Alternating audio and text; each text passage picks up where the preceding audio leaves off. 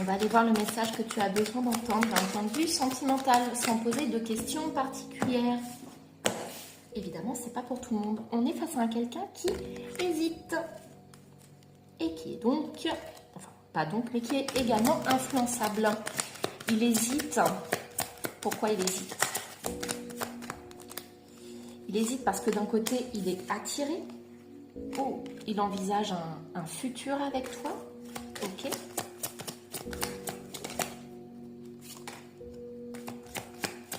Mais il hésite parce qu'il se demande, je pense que c'est une personne qui peut être timide, ou qui se demande s'il peut être à la hauteur dans la relation. Est-ce qu'il va pouvoir te satisfaire? Est-ce qu'il va pouvoir tout simplement être à la hauteur?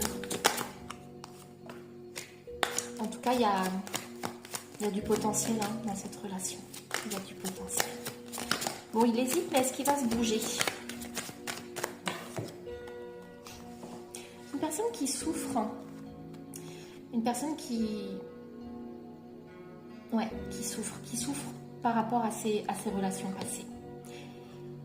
Et ça explique aussi l'hésitation.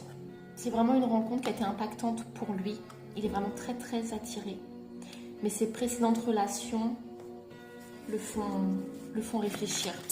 Parce que la peur de souffrir à nouveau. Tu vois, c'est vraiment ça. Ce quelqu'un qui hésite, c'est parce que il prend la mesure de... Aimer quelqu'un, c'est beau, mais c'est aussi le risque que ça se termine et donc le risque de souffrir. Et cette personne, elle en a conscience et c'est pour ça qu'elle prend du temps. Mais tu lui manques et elle pense à toi.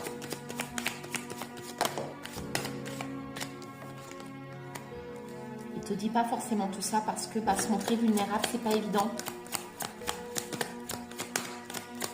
Et je pense que le poids du passé a été confrontant pour cette personne. Voilà, l'attirance, le oui en termes de relation, et le fait que il hésite, qu'il vienne pas, tu as l'impression que tu es face à quelqu'un d'immature. Donc c'est vrai que émotionnellement pour cette personne c'est un peu compliqué. L'attirance par le physique, elle est là également, mais ça c'est tout à fait logique, et cette personne va te contacter. Tout à l'heure je te parlais de timidité, de coup de foudre, regarde.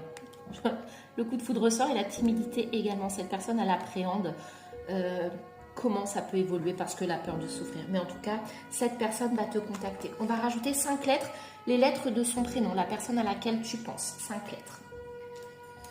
On a le N, le T,